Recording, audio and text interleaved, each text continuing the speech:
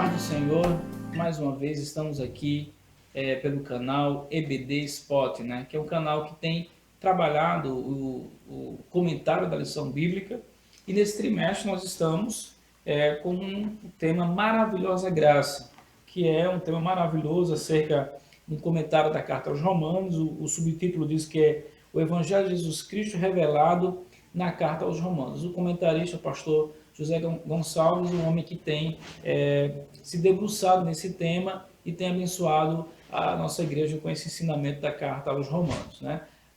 Estaremos hoje estudando a lição de número 4, os benefícios da justificação. Na lição passada nós falamos sobre a justificação e hoje nós iremos falar sobre o benefício da justificação. E para comentar essa lição, estará conosco aqui o nosso presbítero irmão Alexandre Galvão. A paz do Senhor, meu irmão. A paz do Senhor, meu irmão, a paz do Senhor também aos irmãos que estão a assistir, né, esta aula. Amém, graças a Deus. Também o nosso irmão tem trabalhado como adjunto, né, da superintendência em Abreu Lima. E também está conosco o nosso presbítero irmão Manuel. A paz do Senhor, irmão Manuel, seja bem-vindo. Meu Galvão, também os nossos amados. Amém, graças a Deus.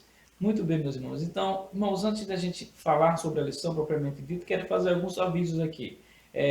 Próximo sábado, dia 24 de abril, 23, né? 23 de abril haverá o curso de capacitação para professores, né? Que é o CABEDAL, que acontece anualmente, né? Na sede em Abreu e Lima. Estará lá o palestrante, o pastor Elinaldo Renovato, que foi o comentarista, né, do trimestre passado sobre a lição de escatologia, né, irmãos? Será imperdível, os irmãos não percam, né? Até aqueles irmãos que não são da Assembleia de Deus, mas são de outras igrejas e querem participar, irmão Alexandre, eles também podem participar. Sim, com certeza. E lembrando que algumas pessoas, inclusive, me procuraram essa semana perguntando sobre a questão da inscrição, tendo em vista que algumas pessoas, nos retardatários, que não fizeram a inscrição até então, poderão, inclusive, no dia, fazer a sua inscrição no valor de R$15, né? Muito bem. Então, irmãos, não percam a oportunidade abençoadora, né? O que abençoará a sua vida, o seu ministério também, né?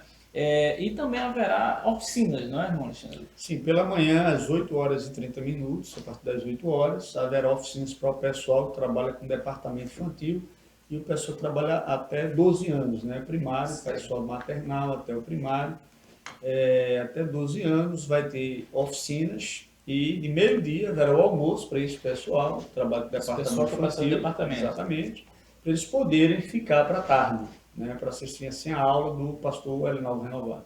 Muito bem. O pastor Elinaldo Renovato está falando à tarde e à noite também. À tarde e à noite também. Amém, graças a Deus. Então os irmãos estão convidados, né, a participar. Irmão Alexandre, sexta-feira também, toda sexta-feira, há estudo de professores, que é um rodízio na nossa área. Inclusive, essa semana, no dia 22, haverá estudo para professores na igreja de Mutirão 1. Muito bem. O professor lá será o presbítero Aurélio, lá do Rosa do Janga, que estará trabalhando também essa temática, os benefícios da justificação. Então, além da aula aqui no vídeo, os irmãos também terão como subsídio essa aula lá em Mutirão 1. Muito bem, irmãos, não percam, vai ser uma bênção, né?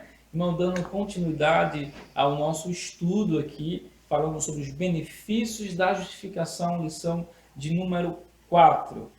Antes de nós falarmos sobre os benefícios, é importante que a gente recapitule um pouco, irmão Alexandre, irmão Manuel, o que é justificação. A gente vai somente abrir uma porta aqui para que a gente venha falar dos benefícios da justificação. Então, nós vimos, porque a aula de hoje é uma continuação da aula passada, né? Uma continuação, muito bem. Então, a gente viu a aula passada, irmão Alexandre, que a justificação é um ato divino, um ato exclusivo de Deus, né? Um ato de declarar o pecador justo, né? Ou declarar o injusto justo, né? E como é que Deus consegue fazer isso? Se Deus é justo e declarar uma pessoa injusta, será que Deus não é injusto quando declara justo o injusto? Esse é o grande dilema, né, dessa temática de justificação, né? E a gente vai entender como é que funciona. A gente, na lição passada, falamos falando sobre isso, né? Que isso acontece na hora que o Senhor imputa a justiça de Cristo na nossa conta, né? Então, é através da obra redentora de Cristo que nós somos justificados. Não é por base da nossa obra, nem por nada que nós venhamos, nem pela nossa fé, né? Porque a fé é o meio de receber a justificação. Sim. Mas, e aí eu volto a falar, irmão Alexandre, irmão Manuel, como eu falei na lição passada, que como John Stott fala, a doutrina da justificação está num tripé, né? A primeira questão é a fonte. Qual é a fonte da justificação? É a graça, é o favor imerecido de Deus, não é? E qual é a base dessa justificação? É a obra de Cristo, né? É a sua morte e a sua ressurreição, não é? E qual é o outro elemento? É a fé, que é a forma, o meio pelo qual nós recebemos a justificação. Não é isso? Então, essa o que é a justificação. Irmão Alexandre, quiser acrescentar mais alguma coisa, por favor, fique à vontade. Não, é isso mesmo que a gente viu, né? Que os méritos de Cristo, os méritos que advêm da sua obediência ativa, onde Cristo vive em obediência à lei, e esse mérito em obedecer à lei, ele é imputado a nós, não é? E o perdão dos nossos pecados, ou a paga da nossa culpa, é fruto da sua obediência passiva, quando Cristo vai à cruz morrer em nosso lugar. Então, tanto a sua vida em obediência, quanto a sua vida entregue na cruz, ela é imputada a nós no ato de Deus nos declarar justos em Jesus Cristo, né? Então, hoje a gente vai ver os desdobramentos, os benefícios dessa doutrina, né, aplicada a nós. O que acontece na questão prática desta doutrina em nossa vida, né? Muito bem. Que bênçãos, né? Que bênçãos ou que benefícios a justificação, a obra que Cristo realizou em nosso lugar, né? Substituindo, pagando o nosso preço, pagando, né? Sendo condenado. Não me lembro o autor agora, mas ele dizia o seguinte sobre essa questão. Há uma troca graciosa na relação de Cristo e os homens, né? Nós damos a Cristo a condenação, né? Somos condenados por nós mesmos, por Adão, pelo pecado de Adão, né? E pelos nossos próprios pecados somos condenados. Então Cristo toma a nossa condenação e nos dá a sua justiça. Quando o irmão falou, ele acredita na nossa conta a justiça dele. E aí Deus, quando olha para nós e nos vê justo, não é com mérito nas nossas obras, mas é com mérito única e exclusivamente nas obras de Cristo. Então não sobra glória para ninguém. Se fosse uma troca, né? Cristo toma de nós os nossos deméritos. Isso. Para morrer por eles na cruz e nos dá os méritos dele. É verdade. Então nós somos salvos na base dos méritos de Cristo, quando ele levou os nossos deméritos.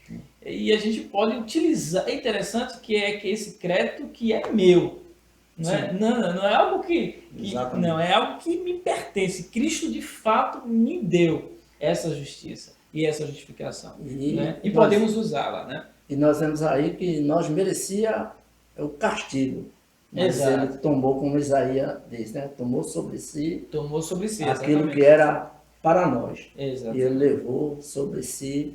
As nossas e dores, nós vamos falar sobre os benefícios que esse ato traz, né? Para nós. Esse ato de justificação traz. Então, o pastor José Gonçalves, ele coloca o texto Romanos capítulo 5, versículo 1 a 12, como base da lição. E ele diz, versículo 1, sendo, pois, justificados pela fé, temos paz com Deus por nosso Senhor Jesus Cristo. Então, a gente já encontra aqui nesse versículo 1, irmão Alexandre, o primeiro benefício, né? Ou a primeira bênção da justificação, que é paz com Deus. E eu queria deixar os irmãos à vontade para tecer seus comentários acerca desse primeiro benefício, paz com Deus. Dá a ideia de nós recebemos assim a entrada diante do monarca, né? E traz esse benefício porque o homem não tinha direito, ele é pecador, e ele vai agora, através do ato que Cristo fez lá, que é a justificação, então ele traz agora, nós entrando diante daquele monarca, e agora nós vamos ter agora a comunhão com ele, através desse benefício que Cristo fez. Quer dizer, Cristo é aquele que nos leva, a Bíblia vai falar também, que ele é aquele que reconcilia, é aquele que vai lá para quebrar toda essa barreira, é um mediador, aquele que está nos levando à presença desse rei. Muito bem. Assim, falando da questão dos benefícios, né? Os benefícios da justificação.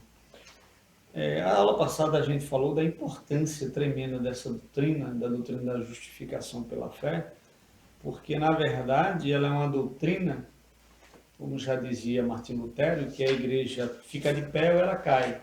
É verdade. Ou seja, ela compreendendo corretamente essa doutrina, ela permanece de pé como uma igreja de Cristo. Porém, ela compreendendo de forma distorcida essa doutrina, ela redundará em um evangelho também distorcido e uma falsa igreja. Então, falando sobre os benefícios da justificação, que é uma doutrina em si extremamente prática, eu lembro uma história que Charles Haddon Spurgeon, pregador batista, conhecido como príncipe dos pregadores, inclusive quem cita essa história é o pastor Antônio Gilberto, na Teologia Sistemática Pentecostal, ele ali falando sobre o capítulo sobre o Espírito Santo, e ele cita uma história que Spurgeon, ele um certo dia vai na casa de uma senhora, que é membro da igreja dele, e ela vivia uma vida na pobreza, na pobreza, ela era pobrezinha, morava sozinha, era viúva, e aquela senhora, ela tinha uma promissória, ela tinha um documento do banco, em mãos delas, em poder dela, e que aquela senhora ela não sabia acessar e ir ao banco para resolver aquelas questões burocráticas. E Spurgeon pegou aquele documento, fez o favor de ir para ela no banco para saber do que se tratava. E chegando lá ele descobriu que aquela mulher tinha uma fortuna que ela poderia sacar ao momento que ela quisesse. Ou seja, ela vivia na pobreza, mas tinha à disposição dela uma fortuna. Então, assim, a justificação pela fé em si, na verdade, ela já traz os benefícios. Mas tem muito crente, por não conhecer essa doutrina e os benefícios que advêm dessa verdade, eles vivem como vivia Martim Lutero antes de conhecer sem ter parte a preciosidade dessa doutrina. Ele vive atormentado, ele vive uma vida de desilusão, uma vida de consciência pesada, culpa, sentindo-se constantemente culpado e achando que ele precisa de alguma forma ralar muito, fazer alguma coisa para que ele possa desfrutar essa paz com Deus. Mas aí o apóstolo Paulo, já no primeiro versículo do capítulo 5, que é onde ele nos falará de forma muito prática acerca dos benefícios que advêm deste ato que Deus realiza em nossa vida, que ele diz, sendo, pois, justificados pela fé, temos paz com Deus por nosso Senhor Jesus Cristo. É importante, Léo, a gente falar dessa palavra que temos, porque algumas traduções trazem a expressão tenhamos paz com Deus, e não temos paz com Deus. Na verdade, o próprio autor da lição, ele discorrendo sobre esta palavra aqui, ele vai falar que a maioria dos teólogos, grande parte dos teólogos concorda que, na verdade, Paulo aqui, a expressão temos paz com Deus, ela se encaixa melhor dentro do contexto do capítulo. E não tenhamos, mas seria de fato temos paz com Deus. Então aquele caso, é um daqueles casos que normalmente a palavra ela é melhor interpretada pelo contexto do que até mesmo pela gramática. Porque vez ou outra a gente recorre à língua grega para que possamos entender o significado. No entanto, observando o contexto e tratando-se aqui da justificação, que foi um ato no passado, onde Deus nos declarou justo, né? Quando nós cremos, então temos e não tenhamos, porque é algo que aconteceu no passado, como é que eu ainda vou ter ainda paz com E Deus? parece que o verbo está no auristo, né? Sim. Então, o que acontece? Então, aqui temos paz com Deus, mas que paz é essa? Porque quando a gente fala de paz, vários conceitos, né, é levantado à tona. Homero dizia que paz era a ausência de guerra. A ausência de guerra. Os hinduístas, os hinduístas nos diz que porque na verdade paz é, é algo natural na perspectiva dele, porque o mal é uma ilusão. Então, na verdade, a paz seria termos uma perspectiva negativa, ou melhor, positiva do que é o mal ou do que é tribulação. Então, na perspectiva hinduísta, não existe o mal, logo não existe tribulação. Na verdade, isso é um problema de ilusão, né? Ou de percepção equivocada da realidade. Dentro de uma visão estoica, a paz é uma passividade. Paz é um estado de espírito onde estamos passivos diante de realidades, às vezes, até circunstâncias adversas na nossa vida. No entanto, quando o apóstolo Paulo aqui vai falar de ter paz com Deus, não é ter paz de Deus no meu coração.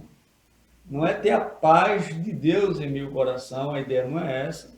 Não é ter paz no sentido de tá tudo muito bem, não estou passando dificuldade nenhuma. Está na paz? Não estou na paz. Não está na paz, irmão? Estou na paz, no sentido de eu estou bem, então. eu estou financeiramente bem, eu estou psicologicamente bem, eu estou espiritualmente bem. A ideia não é estou preocupado com muita coisa. Porque essa paz aqui, ela vem da justificação pela fé. Então, se eu levo em consideração de que eu estava em uma inimizade com Deus, sob debaixo de uma condenação. Debaixo de uma condenação. Deus é o juiz, eu sou o réu. Ira de Deus também. A ira de Deus está sobre a minha vida. E o versículo 16 diz, porque se nós sendo inimigos, ou seja, éramos inimigos. E inimigo está numa posição contrária. É como se a ideia eu estivesse em guerra contra Deus. E Deus estava em guerra contra mim. Porque ele estava irado para com o meu pecado. E agora Jesus, o texto nos diz que mediante a fé, Deus os declara justos, e justamente esta declaração de Deus faz com que Deus estabeleça paz comigo. Então desarmar-se, o soltar as armas, agora uma relação pacificada pela cruz de Cristo. Então Cristo na cruz, e este ato de Cristo na cruz sendo imputado a mim, ele pacifica essa relação entre mim e Deus. É a tão conhecida doutrina da reconciliação. Exatamente. Na cruz, Cristo nos reconciliou com Deus. Então, essa paz está muito clara nesse texto. A verdade é essa, porque no versículo 10 diz, porque se nós inimigos fomos reconciliados com Deus pela morte de seu Filho. Então, essa paz aqui nada mais é do que uma vida agora de pacificação e de relacionamento com Deus. Isso não quer dizer, né, que tudo que acontece ao nosso arredor, na nossa vida, mas nós sabemos que nós temos paz com Deus. Deus está ao nosso favor, está do nosso lado, ali tranquilizando, mesmo em meio à tempestade, mas Deus está ali porque nós já criamos esse elo, essa amizade, quer dizer, tornando-se amigo, né? Sim, éramos inimigos, porque éramos amigos do mundo. Isso. Mas uma vez inimigos do mundo, o mundo aqui no sentido de sistema pecaminoso, agora nos tornamos amigos de Deus. E essa amizade, ela é reatada através da morte de Cristo. E fica muito claro, até dentro do contexto, que paz aqui não é ausência de dificuldade, ausência de guerra, ausência de tribulação, porque mais adiante ele vai dizer que nós também nos gloriamos nas tribulações. Não, se paz fosse isso, não teríamos tribulações. Exatamente. Então, pressupõe também dizer que quando nós estamos numa relação de pacificação, numa relação de reconciliação, numa situação de relacionamento amoroso com Deus, não significa que estamos imunes a passarmos dificuldade. Ou seja, eu estou em paz com Deus, no instante estou passando momentos de dificuldade. E é interessante isso aí, porque muitos irmãos dentro da igreja, às vezes ele fica perturbado e ele diz, mas meu Deus, eu tenho um ti na minha vida, e por porque isso sobreveio sobre mim, né? A questão da tribulação. Tem muitos crentes que ficam aflitos, mas sabemos que é necessário. E a gente vai ver isso mais à frente, né? Sobre esses pontos. O versículo 9, irmão Alexandre Manuel, do capítulo 5 de Romanos, diz assim: logo muito mais agora, sendo justificados pelo seu sangue, seremos por ele, salvos da ira. Veja, a justificação, ela nos salvou da ira e da condenação, no sentido de nós temos paz com Deus. Agora, no passado, uma coisa que já aconteceu, nós desfrutamos dessa paz com Deus, desse relacionamento com Deus, e também temos essa paz, é uma paz que existe agora no nosso relacionamento e sempre existirá. Será perpetuado. Será perpetuada até no dia da ira do Senhor, que é o dia do julgamento, dia, né, da ira, do cálice da ira, nós seremos aí justificados, né? Seremos aí livres da ira. Eu queria, para a gente fechar esse ponto, citar aqui o que diz Charles Erdman, quando diz assim: quando Paulo aqui fala de paz com Deus, sua asserção não é equivalente à paz da parte de Deus, como o irmão acabou de falar, ou a paz de Deus, como está lá em Filipenses, né? E a paz de Deus que excede todo entendimento Guardará o vosso coração, isso, né? Esta pode denotar a paz que Deus mesmo usufrui ou a paz que ele inspira no coração dos seus filhos. Mas paz com Deus denota relacionamento para com ele.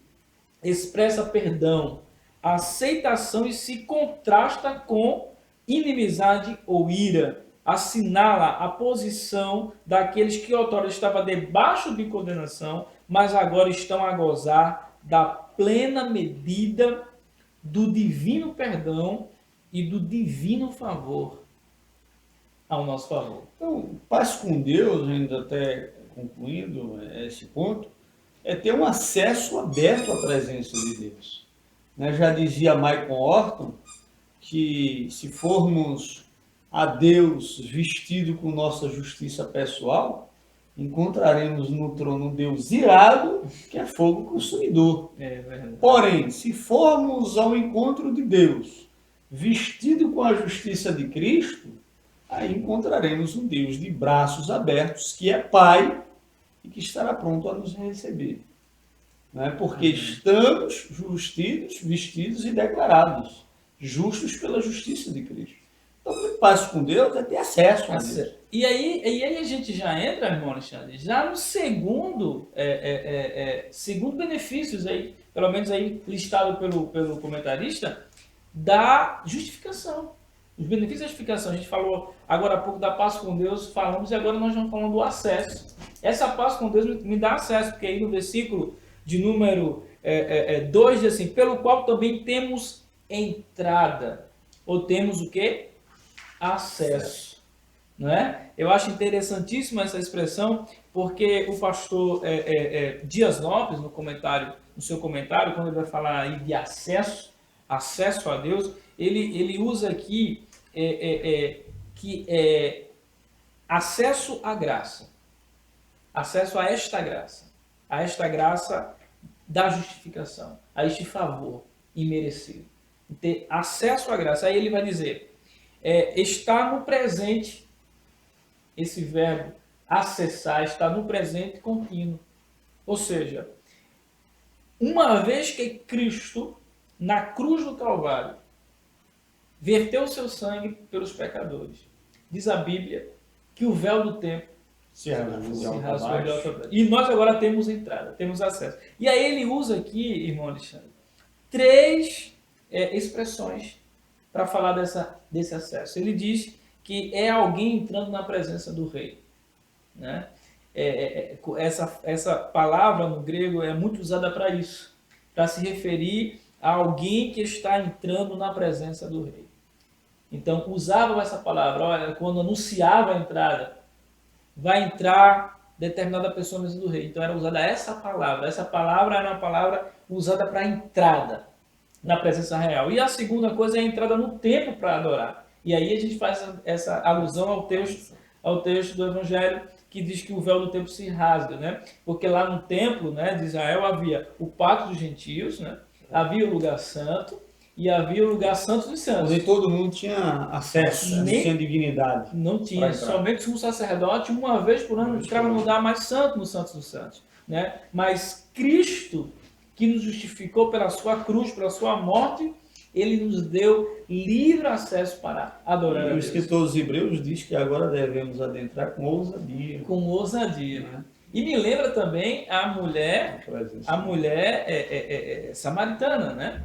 A mulher samaritana, quando é interrogada a Jesus, aonde que se deveria adorar? Se lá no Monte Gerizim ou no templo em Jerusalém. E o Senhor diz, olha, haverá o tempo e já é chegado que os verdadeiros adoradores adorarão o Pai em espírito e verdade. Ou seja, não existe nenhum lugar específico para, né, se dizer que Deus somente vai receber a adoração ali.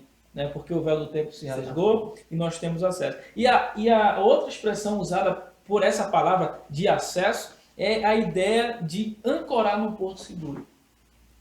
É você chegar com, e aí faz citação de Hebreus, com ousadia. Você estar firme naquilo que você... Aonde você está entrando, aonde você está aportando. Esse acesso, ele um me acesso leva seguro. a um A um porto porto seguro. seguro. A um porto que você não pode ser abalado. É um acesso que você entra. Então eu achei magnífico, né, essa expressão do acesso, né, que é o segundo aí, benefício da justificação. Né, o acesso à graça. Né, significa todas essas coisas aí com relação... E aí, irmão Alexandre, ainda nesse versículo, ele vai dizer o seguinte, irmão Manuel, pelo qual também temos entrada pela fé a esta graça, no qual estamos firmes, não é? E nos gloriamos na esperança da glória de Deus.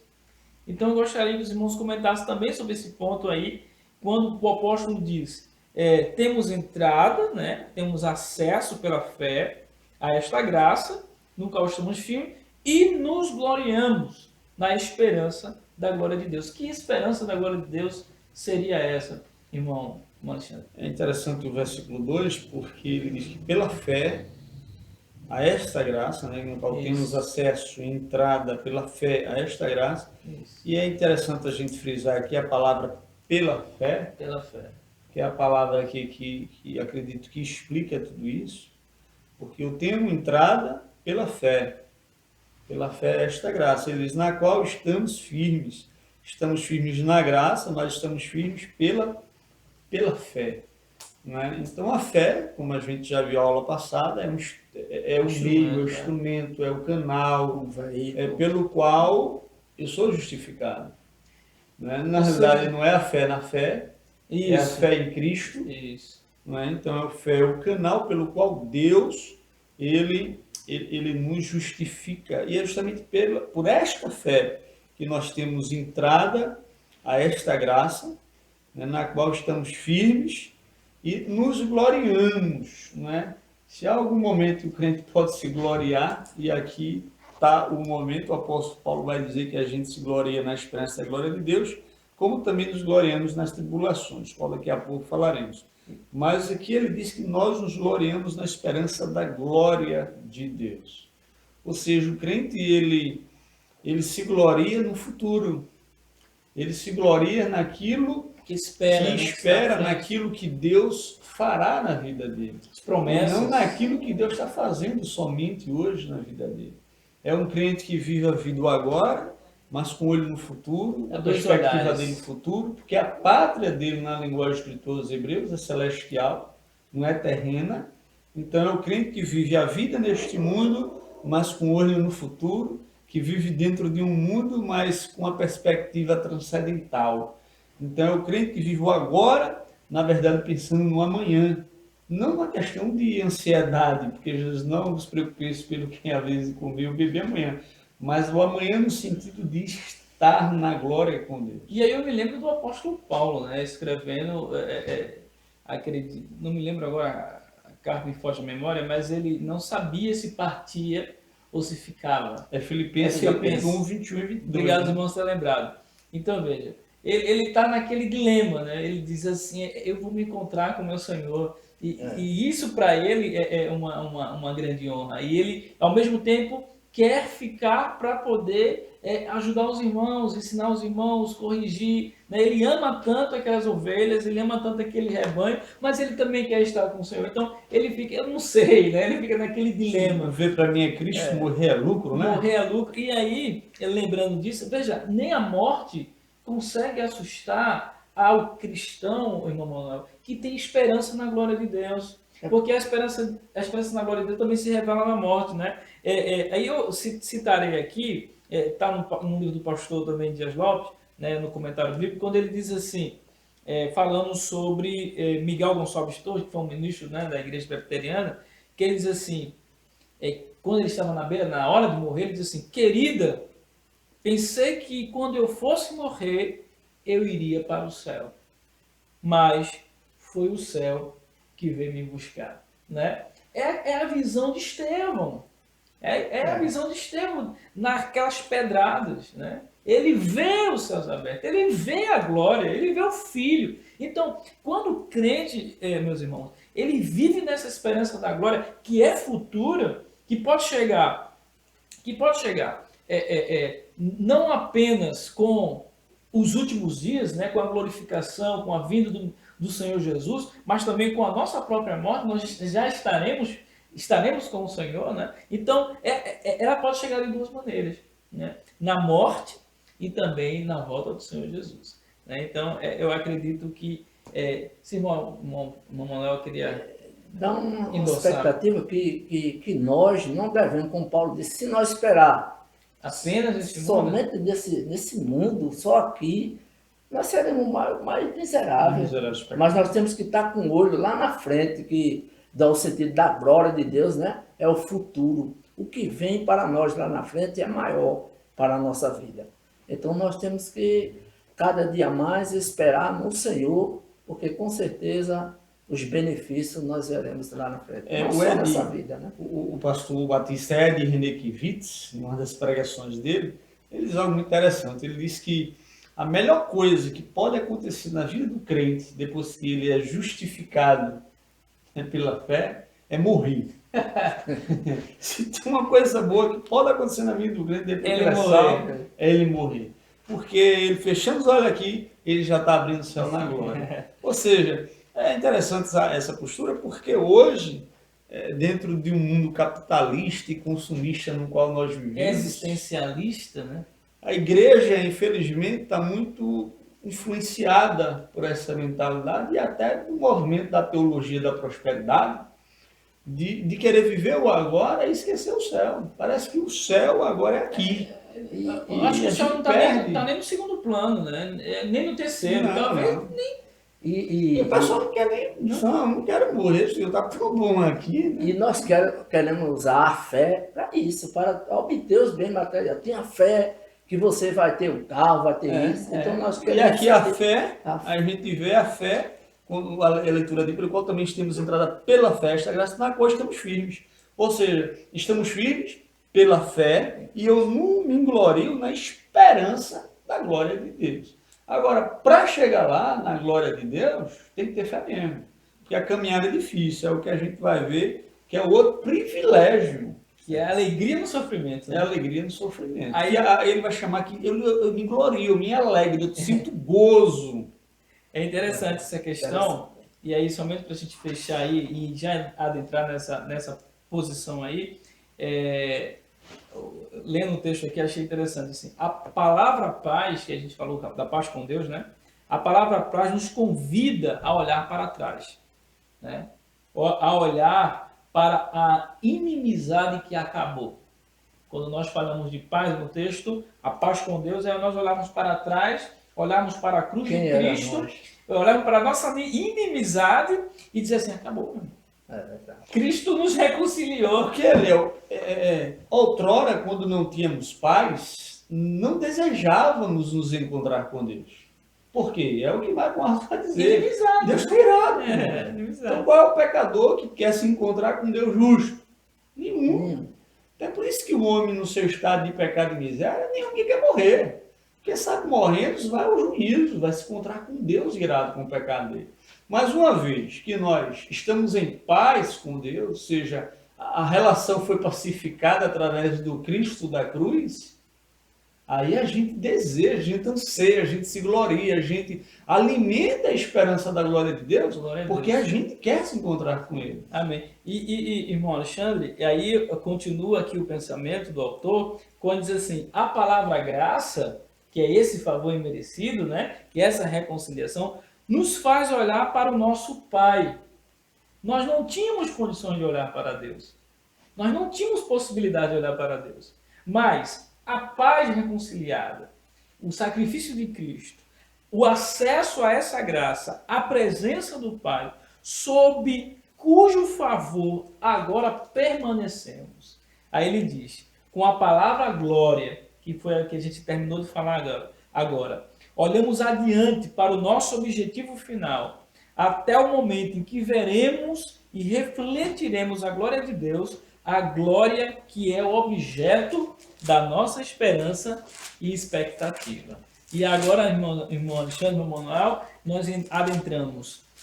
Enquanto que essa glória não vem, enquanto nós estamos vivendo essa expectativa, essa esperança da glória, essa revelação de Cristo, seja pela morte, seja pela sua volta, desse encontro com Jesus, o comentarista, o apóstolo Paulo vai estar aí falando, né? E não somente isto, né? Diz aí o versículo de número 3. Ou seja, não somente nos gloriamos no futuro.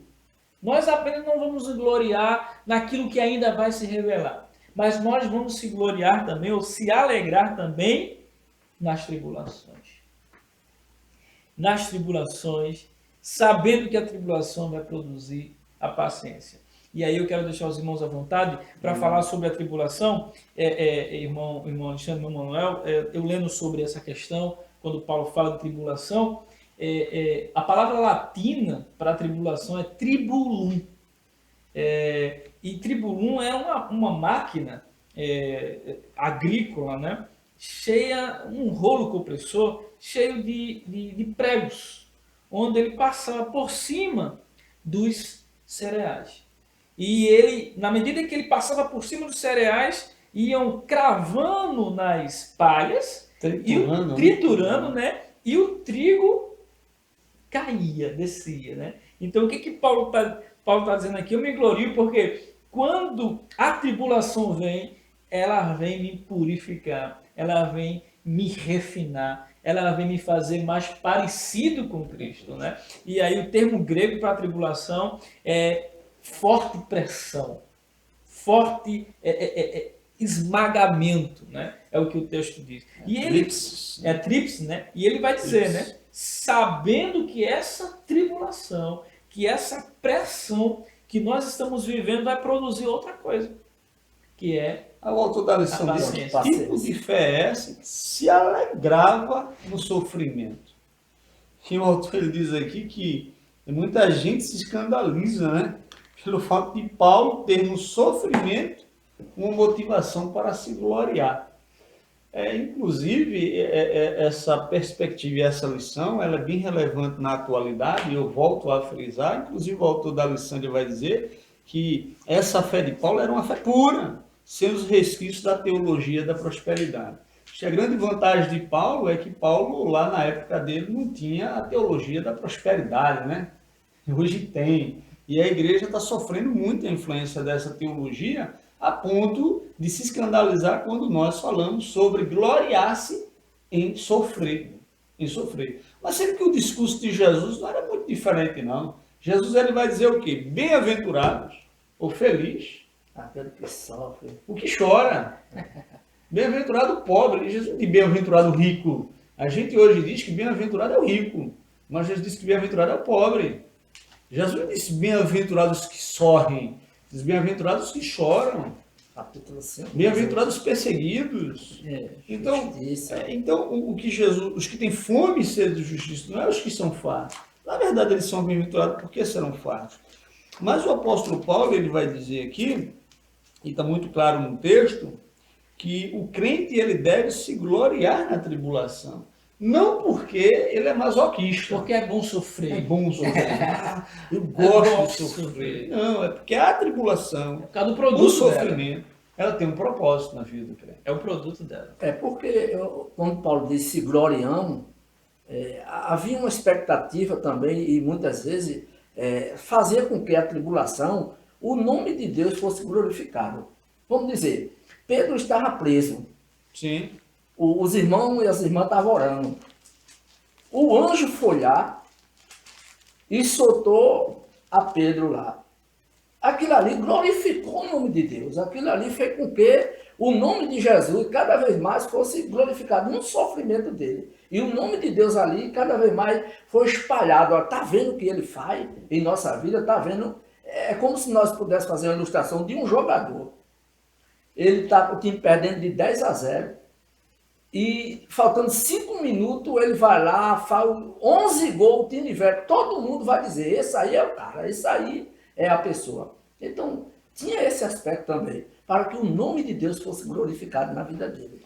É interessante, Manuel, porque o apóstolo Paulo estava muito claro para ele qual era o propósito de Deus na vida dele e na vida do crente. Porque, olha, Deus nos tirou de uma vida de trevas, De inimizade. Ele reatou essa relação que foi perdida lá no Éden, essa relação de amor entre Deus e suas criaturas, e agora Deus, ele quer fazer uma família. Né? Nós somos irmãos de Cristo, somos filhos de Deus, e o grande propósito de Deus, lá em Romanos 8, 28, 29, Paulo diz assim: sabemos que todas as coisas cooperam para o bem daqueles que amam a Deus, daqueles que são chamados segundo o seu propósito. Aí o versículo 29, Paulo diz assim: porquanto aos que de antemão conheceu, também os predestinou para serem conformes à imagem de seu Filho. Aí ele diz, a fim de que ele seja o primogênito entre muitos irmãos. Então, o grande propósito de Deus é formar uma família de irmãos de Jesus parecidos com Jesus, a imagem de Cristo. Então, o processo de Deus nos transformar à imagem de Cristo é justamente onde entra a tribulação. É onde entra a tribulação.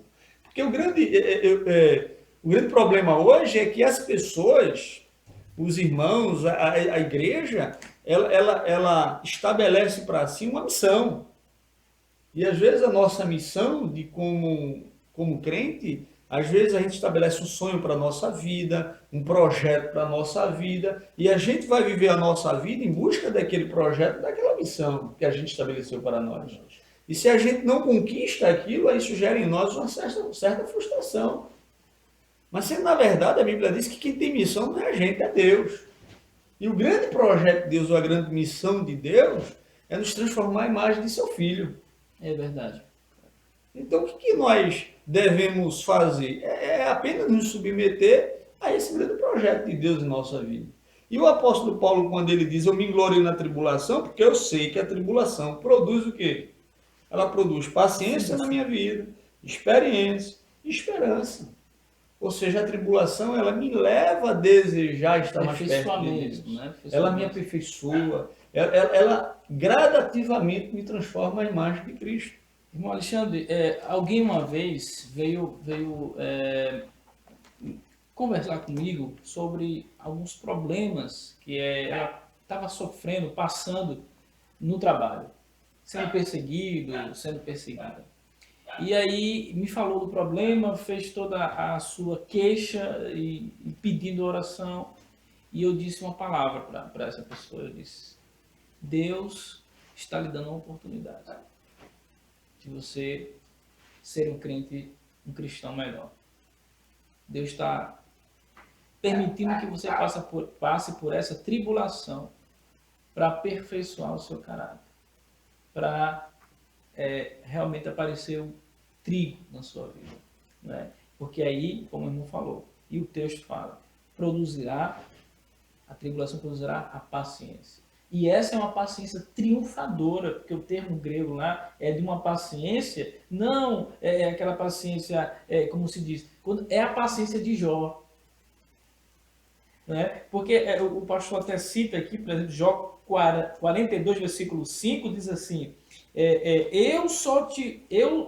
Deus só de ouvir falar, eu só conhecia Deus só de ouvir falar, mas por meio do sofrimento, os seus olhos puderam contemplar o Senhor. Veja, Jó com toda aquela, né, aquelas características, aquele caráter dele, né, que o próprio Deus dá testemunho do seu caráter. Mas veja, irmão Alexandre, Jó passa por um sofrimento, por uma tribulação, que no final ele vai dizer, eu só te conhecia de ouvir falar. Então, ou seja, algumas pessoas até questionam o fato do sofrimento de Jó, né? Qual o propósito de Jó sofrer tanto se ele era justo?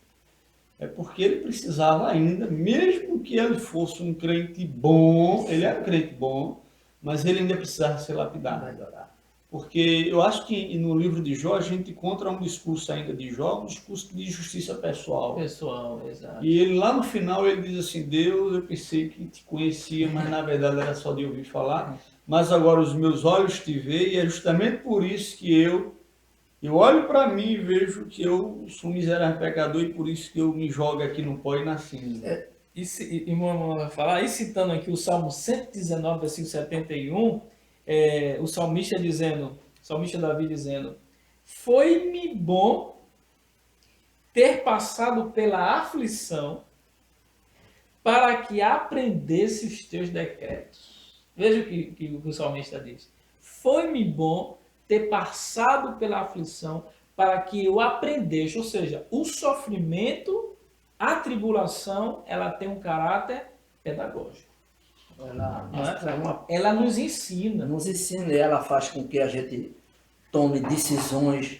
Exato. Ela faz com que a gente se aproxime um do outro. Né? Então, o sofrimento é um trabalhar de Deus na vida para que cada um de nós se torne melhor.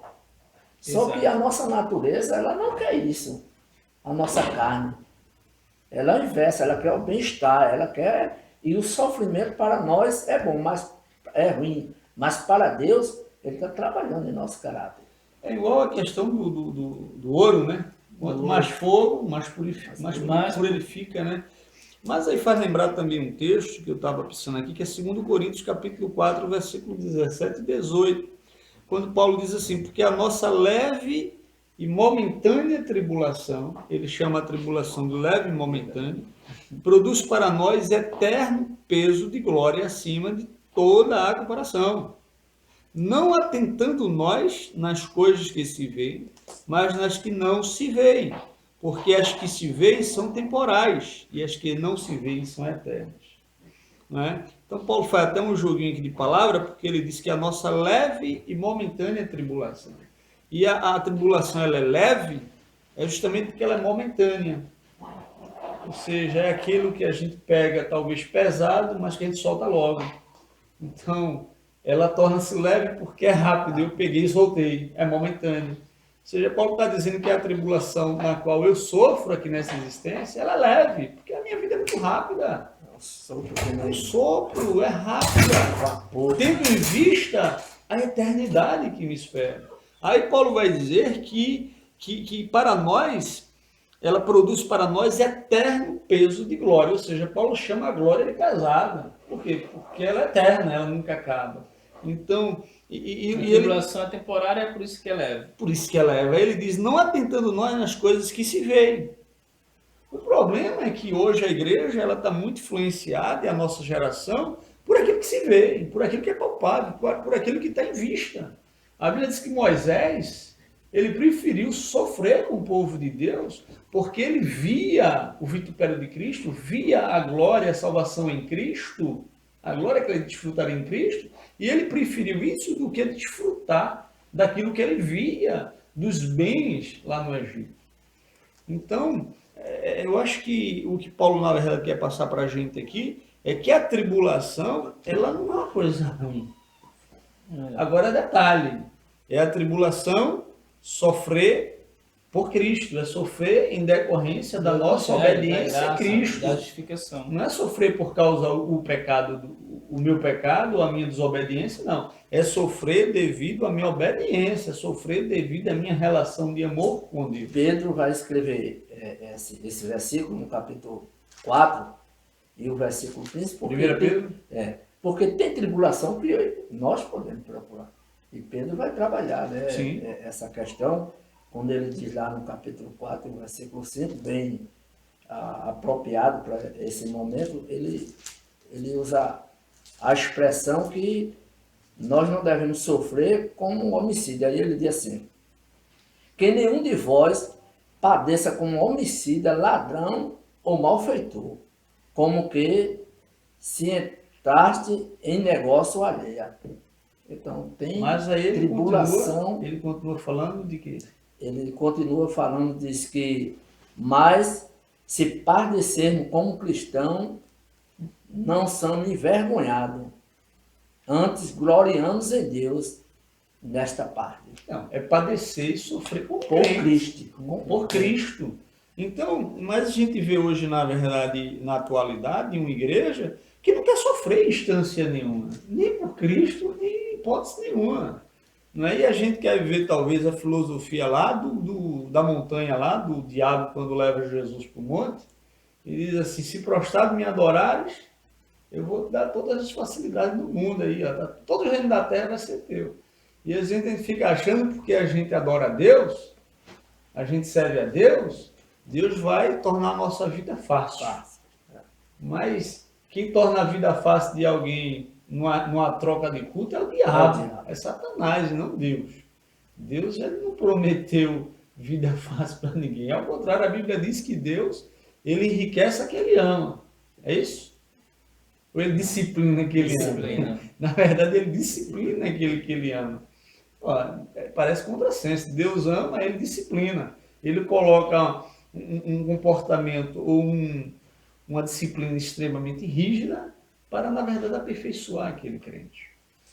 Muito bem, irmãos, então a gente trabalhou aí a questão da tribulação, né, que vai produzir no cristão a paciência, né, ou a perseverança, e essa é uma paciência e uma perseverança triunfante, né?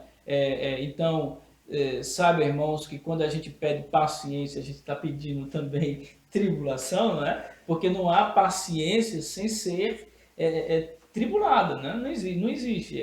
Ninguém pode dizer: ó, eu sou paciente. Irmão, por que você é paciente? Eu sou paciente porque eu passei por sofrimento. Eu sou paciente porque... E interessante que paciente tem a ver com passivo. Eu sofro, né? Eu sofro um sofrimento. Eu sofro algo. Eu sofro tribulação. Por eu sofrer tribulação, eu sou paciente. Então, e essa é uma paciência que triunfa, uma paciência ou uma perseverança que triunfa. Não é uma paciência que se acomoda, não é que triunfa, que vence aquela situação. É interessante, Léo, porque no texto, quando diz assim, as tribulações, sobre a tribulação produz a paciência, a experiência e a esperança.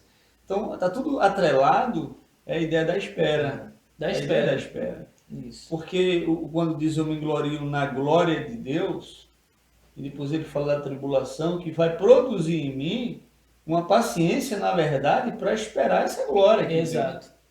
Porque às vezes a gente, por exemplo, prega Hebreus capítulo 11, quando diz que a fé é o firme fundamento e a certeza daquilo que não se vê. Então, fé é o firme fundamento daquilo que se espera. Isso. Então, eu espero. O que é que o crente espera?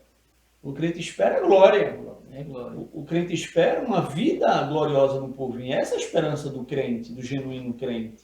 E a fé é o firme fundamento. O que é a fé? A fé é a base na qual o crente está firme, está firmado, esperando a glória. Então a fé é o firme fundamento. A fé é o fundamento no qual eu estou fincado e firme, esperando aquilo que Deus me prometeu. E a certeza daquilo que não se vê. Ou seja, eu não vejo, aí agora reporta para capítulo 4, 18 de 2 Coríntios, que a gente, na verdade, não vive pelo que vê, mas para aquela coisa que não se vê, que é eterna. Então, a fé é o firme fundamento daquilo que se espera e a certeza daquilo que não se vê. Então, eu tenho certeza que aquilo que eu não vejo vai se materializar um dia na minha vida, porque eu estou esperando firme em fé. Então, todos os autores, os heróis da fé ali, eles foram heróis da fé por quê? Porque eles esperaram firme, com paciência, mesmo em meio à tribulação, a glória que viria. Então, fé não é um meio pelo qual, como disse Manuel, pelo qual eu vou conseguir um carro. Não, eu tenho muita fé e Deus vai fazer a minha vida abençoada. Não, é o contrário. Tu tem muita fé? Tem. Então vai vir muita tribulação, irmão.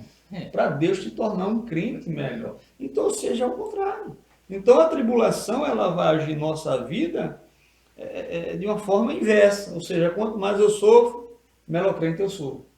Quanto menos eu sofro, eu preciso ser um melhor crente. E é interessante, irmão Alexandre, que a gente falou de tribulação, que a tribulação, Paulo diz aí, produz a paciência, né? A paciência é um produto da tribulação, né? Uma paciência e uma perseverança, vamos dizer, triunfante. Essa paciência vai produzir a experiência. A experiência é essa que é individual, né? Não é uma experiência coletiva. É a ideia de relação com De Deus. relacionamento com Deus. Relação com Deus. Me faz lembrar, apenas para a gente passar para o outro ponto, o patriarca Jacó. Né? Deus, quando se revela a ele, diz: eu sou o Deus de Abraão e Deus de Isaac.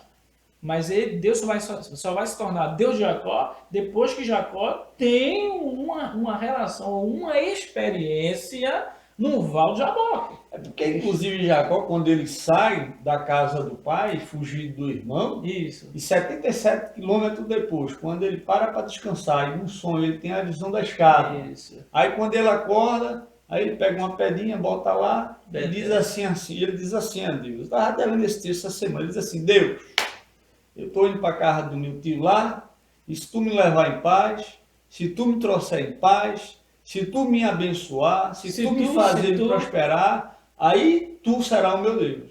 Ou seja, ele coloca várias condições para que, se Deus realize aquilo na vida dele, aí Deus vai ser o Deus dele. Mas aí a gente, quando vai lá para Abacuque, o discurso de Abacuque é diferente. Ele diz assim: Deus, ainda que falte a vaca no curral, a oliveira não floresça, e falta tudo. Eu estou desempregado, minha mulher está doente, está tudo dando errado. Todavia, eu louvarei, exaltarei o Senhor, né? Exultarei no Deus da minha salvação. Então a gente vê um discurso diferente. Então, às vezes, o crente acha, é o caso de Gideão também. Diz: Senhor é contigo, falando valoroso. Como assim Deus é comigo? Se eu fosse comigo, eu não estava sofrendo, meu irmão. Eu não estava abaixo, malhando um trigo aqui no lugar de pisar ovo. Eu estou aqui escondido com medo dos meus inimigos. Como é que Deus é comigo?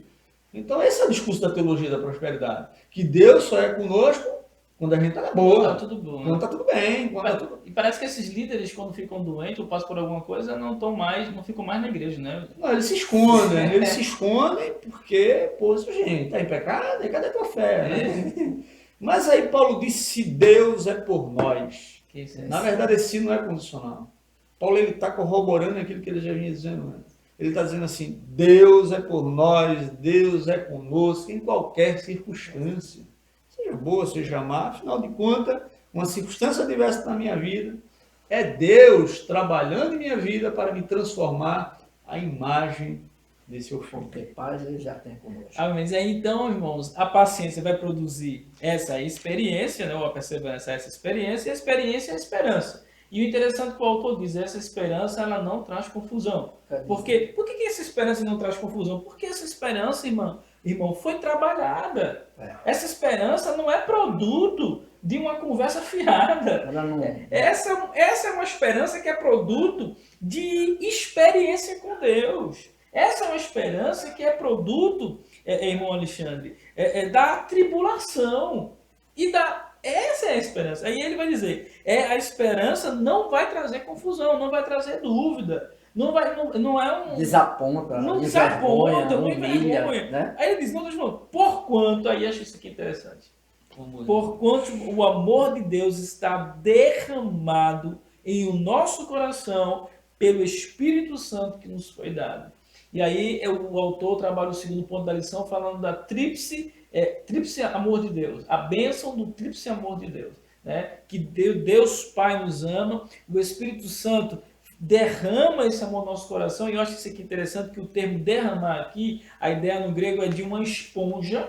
Você pega uma esponja e pega essa esponja, irmão Alexandre, e encharca ela na água ou em qualquer outra coisa. E quando você tira ela já está pesada. Né? E Paulo está dizendo isso aqui: porquanto o amor de Deus está derramado, né? Está esponjado.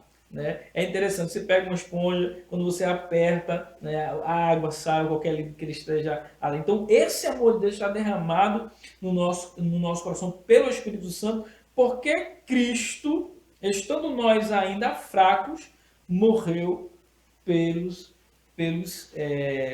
morreu ao seu tempo pelos ímpios. Isso aqui Cristo não morreu pelos justos, porque não havia também justos. E os justos que haviam, ou que se diziam justos, ficaram com a sua justiça. Porque me lembro que Cristo, quando esteve aqui, no seu ministério, ele disse: eu não vim salvar o justo. Eu não vim para os sãos. Eu vim para os perdidos. Então, é aquela ideia, irmão Alexandre, que outro dia a gente estava conversando e o senhor falava que o Evangelho de Cristo, na verdade, para a gente receber o Evangelho de Cristo, a gente tem que se perder. Então, a ideia é justamente essa aqui. Para que Cristo nos ache, a gente tem que se perder. Não é? Quando a gente pensa que nós somos salvos pelas nossas obras, pela nossa boas obras, pela justiça de alguma lei que nós praticamos, na verdade nós estamos perdidos. É quando Cristo diz, né, que aquele que quiser se salvar, perder-se-á. Mas aquele que se perder por amor a mim, salvar-se-á. Então a gente não tem que ensinar as pessoas a se salvarem, sim a se perder. E quando o camarada se perde, aí ele vai encontrar, aí ele é salvo. Ou seja, quando se perde no sentido de entregar a vida por Cristo, né? Aí ele é salvo. Amém. Agora, Léo, assim, só terminando esse raciocínio do amor, porque o texto nos diz que a esperança não traz confusão, porquanto o amor de Deus está derramado no nosso coração. Eu entendo isso aqui como se Paulo estivesse dizendo mais ou menos o seguinte: eu fui salvo pela fé, eu tenho paz com Deus mediante esta fé, mediante o sacrifício de Cristo, né? E é justamente por isso que eu tenho, pela fé, entrada a esta graça, no qual estamos firmes, e a gente se gloria na esperança do porvir, como também a gente se gloria nas tribulações. Depois você falou, como é que é possível tudo isso? Ele disse: é porque o amor de Deus foi derramado no meu coração. Ou seja, eu amo a Deus acima de todas as coisas. Ele derramou esse amor no nosso Porque Deus derramou esse amor no meu coração. É como se Paulo estivesse dizendo: Deus é meu bem maior. Não tem nada além de Deus acima Deus está acima de qualquer outra coisa nessa existência. Então é justamente por isso que eu vou viver uma vida de obediência espontânea, voluntária, porque é em amor, não é por obrigação, né, conforme a lei, mas é por amor. Então Deus, sendo bem maior, deste amor que Ele mesmo derramou em meu coração, aí não vai haver confusão, porque eu vou viver toda uma vida na perspectiva desse Deus que me ama. E qual é a prova desse amor? Cristo. Cristo, né? Cristo morreu pelos ímpios. Então Deus é a origem, né, como diz o autor.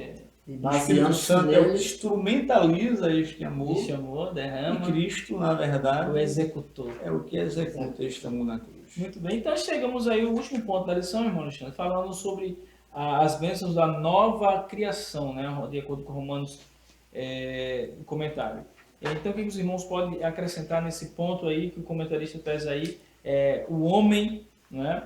O homem em Adão e o homem em Cristo. Qual é a relação, qual é o contraste? Porque parece que o autor aqui faz um contraste, né, entre Adão, esse homem Adão, e o homem Cristo.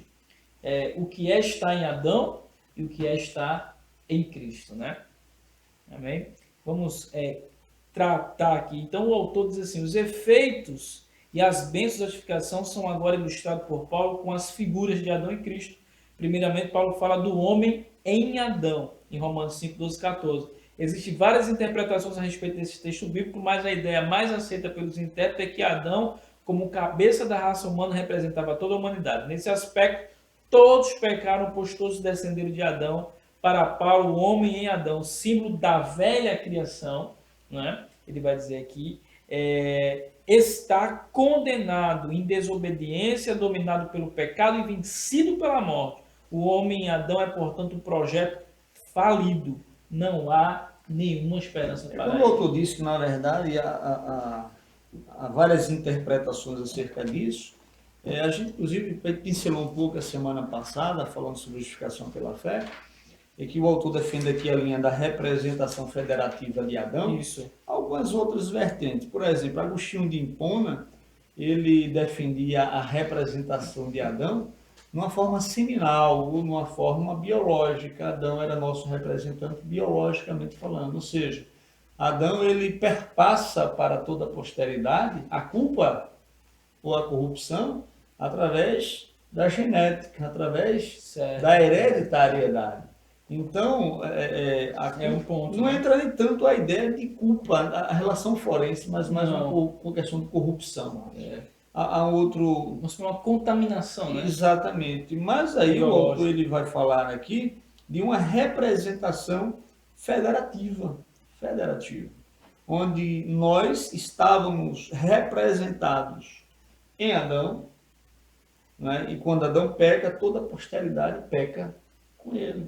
Então é por isso que todo ser humano, quando nasce, ele já nasce culpado do pecado de Adão. A teologia vai chamar isso de pecado original, que é um termo que a gente não encontra na Bíblia. No entanto, foi cunhado lá na patrística, e essa expressão pecado original. Né? Mas aí, e agora o homem Cristo, seja representado também em Cristo. Então Cristo também é colocado como nosso representante federativo. Ou seja, Cristo, ele nos representa quando leva sobre si todos os nossos pecados. Martinho Lutero, ele dizia mais ou menos o seguinte, ele dizia assim, falando sobre Adão, essa relação de Adão e Cristo. Ele dizia que diante de Deus só estão dois homens, Jesus e Adão. E nos lombos desses toda a humanidade. Então, os homens estão no lombo de Adão em queda, onde Deus condena a todos em Adão. E em Cristo, quando Cristo leva sobre si os nossos pecados, ele está nos representando lá na cruz, nos justificando. Né? E a humanidade está lá em Cristo. Onde Jesus, com sua morte, que é suficiente para justificar toda a humanidade, porém, é eficiente apenas naqueles que creem, né, nos méritos na morte de Cristo. É interessante, irmão Alexandre, porque o texto bíblico continua aqui dizendo o seguinte, logo, versículo 9, muito mais agora, sendo justificados pelo seu sangue, seremos por ele salvos da ira. Porque se nós, sendo inimigos, fomos reconciliados com Deus pela morte de seu Filho, muito mais, estando reconciliados, seremos salvos pela sua vida. E versículo 11, e não somente isso, mas também nos gloriamos em Deus, por nosso Senhor Jesus Cristo, pelo qual alcançamos a reconciliação. Pelo que, como por um homem entrou o pecado no mundo, o pecado a morte, e assim também a morte passou a todos os homens. Então, essa é a herança do pecado de Adão, essa é a herança de Adão, desse homem, né? O pecado, a morte, né? E a condenação, né? E os homens por isso, e todos pecaram por causa disso. E aí, o versículo de número, acho que é o versículo 13, ainda de Romanos, está aqui, eu queria só fechar com essa questão. O versículo? É o versículo 13, né? 5:13 diz assim, e ele, estendendo a mão, tocou... Desculpa, irmãos, desculpa. Porque até o regime da lei, isso. havia pecado no mundo, mas o pecado não é levado em conta quando não há lei. Pronto, irmão, essa é a questão que a gente quer tratar aqui, porque algumas pessoas confundem. Quando o texto, apesar que o comentarista não colocou na leitura bíblica em classe, mas o versículo 13 diz que Deus não leva em conta o pecado. Ora, a pergunta é, se Deus não leva em conta, por que a morte ela impera desde Adão? Não é? Se o texto está dizendo que Deus não leva em conta o pecado de Adão até Moisés, vamos dizer assim, por que a morte impera como condenação? Né? E isso se explica, irmão Alexandre, justamente pela questão da representatividade de Adão, o pecado original. Porque no versículo 14 diz assim, entretanto reinou a morte desde Adão até Moisés. Isso. Ou seja, a ideia aqui é num período onde ainda não havia lei. Não havia lei, exatamente. Né? Mesmo sobre aqueles que não pecaram à semelhança da transgressão de Adão. Isso. Ou seja, Adão ele pecou porque ele tinha uma lei. Adão, foi dada a Adão uma lei falada, uma lei No coração proposicional, dele Deus disse, não faça Isso. isso. Porém, os demais homens pecaram não à semelhança de Adão, ou seja, pecaram sem essa lei ser dada verbalmente, porém havia uma lei escrita no coração. E a Bíblia diz que mesmo assim esses homens, eles sofreram a morte. Né? Eles sofreram, mesmo sobre aqueles que não pecaram a transgressão de Adão, o qual prefigurava aquele que havia de vir, ou seja, Adão prefigurava Cristo. A ideia, Eliel, é interessante esse texto, porque, é como você disse, né? Deus não levava em conta e porque o camarada morria. Ou seja, Deus não levava em conta o pecado individual dele, o pecado factual, o pecado que ele praticava, não levava em conta aquele pecado a título de condenação. A título de condenação, exatamente. Né? No entanto, é claro, aquele pecado ele tinha uma consequência de afastar a Deus do homem, né? De prejudicá-lo e manchar a imagem de Deus na vida dele. Porém, o pecado no qual Deus se fundamenta judicialmente para condenar aqueles homens à perdição é o pecado original. Não é como também hoje. Não é diferente, né? Não é diferente. Uma criança, por exemplo, uma criança que morre na infância, sem nunca ter cometido um pecado factual, ela morre, mas morre por qual pecado? Se ela nunca pecou. Por causa de Adão. É por causa do pecado de Adão. Né? Então a gente tem que deixar isso claro. E deixar isso claro. E eu queria aqui citar os irmãos, a gente já até apresentou essa obra aqui para os irmãos, né? O comentário do uso do Antigo Testamento no Novo. Há um comentário sobre esse ponto, né? Por isso que a gente levantou aqui também, justamente sobre essa questão que o irmão Alexandre acabou de falar. Né? O autor aqui, que é G. Kabyle e D.A. Carson, ele diz assim: Paulo reconhece atos individuais de pecado no período entre Adão e Moisés.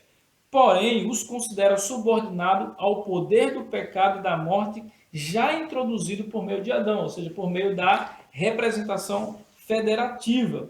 E aí ele diz, como 5:13, que é o texto que a gente leu, demonstra, o argumento de Paulo é que o pecado, embora presente no mundo antes da lei, não foi levado em conta, ou seja, não foi considerado por Deus uma questão de culpa individual. A morte, no entanto, reinou sobre toda a humanidade, desde Adão até Moisés, a despeito dos seres humanos não terem cometido transgressão, isto é, não terem violado o mandamento divino expresso, como fez Adão, né? O mandamento expresso, aquele direto. Né? Por isso, esse não levar em consideração está se referindo aos atos individuais. Mas os próprios atos individuais dos homens, de Adão até Moisés, é resultado do pecado de Adão.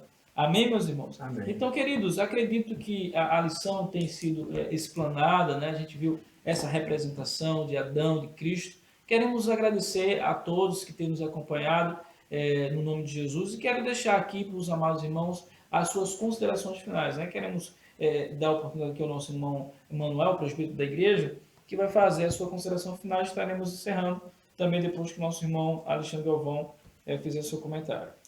Queremos assim agradecer por essa oportunidade a Deus e convidar você que não está nos assistindo, vendo através desse canal, e vá a uma escola dominical, né, aprender a palavra de Deus, porque ela tem sido bênção para a nossa vida, e leva a sua família, o seu filho. É muito importante a escola dominical para a nossa vida, para que nós possamos cada dia conhecer o plano de Deus, aquilo que Deus quer para a nossa vida, porque esse é o propósito de Deus. Quero agradecer assim por essa rica oportunidade. Eu gostaria de aproveitar, né, essa conclusão só para frisar um ponto também sobre a questão da relação de Adão e Cristo. Que algumas pessoas resistem à ideia da representação federativa de Adão. Dizer mais ou menos assim, as pessoas dizem, eu tenho nada a ver, Adão que pecou e eu vou pagar o pato. Hoje em dia o pessoal está questionando muito essa questão da corrupção no Brasil. Né? Os políticos corrompem-se e a gente termina pagando o pato. Mas aí tem um porém, porque se eu não quiser aceitar a representatividade de Adão, ou essa doutrina da representatividade de Adão... Eu não votei em Adão para ser meu representante, né? Então eu também não deveria aceitar a representatividade de Cristo. Porque ele nos amou quando nós éramos justos. Exatamente. Então, assim como Cristo me representou na cruz, Adão me representou lá, não é no pacto de obras, né? Numa linguagem até elencista, né? Mas Cristo, ele me representou diante de Deus quando foi à cruz. Ele tomou sobre si os meus pecados, os nossos pecados, e foi lá na cruz e pagou por eles. Ou quer dizer, se tem uma pessoa que pecou e nós pagamos por esse ato, mas tem um que vai nos beneficiar. E desbeneficiou que foi justamente Cristo, né? Então, assim, eu oro a Deus, né, para que na próximo domingo os irmãos estejam passando essas aulas para seus alunos de uma forma abençoadora, pois a aula é tremenda, é uma excelente oportunidade para mostrarmos também, né, o privilégio, a glória do privilégio de sofrer por amor a Cristo e ao seu Evangelho. Isso confrontando até essa mentalidade da teologia da prosperidade que sutilmente tem adentrado os nossos arraiais. Amém, meu irmão Alexandre. Obrigado, meu irmão Alexandre, dos da igreja. Eu quero também citar aqui um texto para finalizar do livro que diz assim: porque estávamos em Adão, somos todos pecadores, porque estamos em Cristo. E aí ele fala de uma situação presente e contínua. Somos declarados justos e introduzidos numa relação de justiça. Ó doce permuta, né? Ó doce troca, ó inescrutável criação, ó benefícios não procurados. Que o pecado de muitos seja posto fora do alcance da vista e lançado sobre um homem justo, e a justiça de um justifique muitos pecadores. Amém. Que Deus em Cristo possa estar abençoando a sua vida e mais uma aula. Deus abençoe a todos no nome de Jesus. Amém.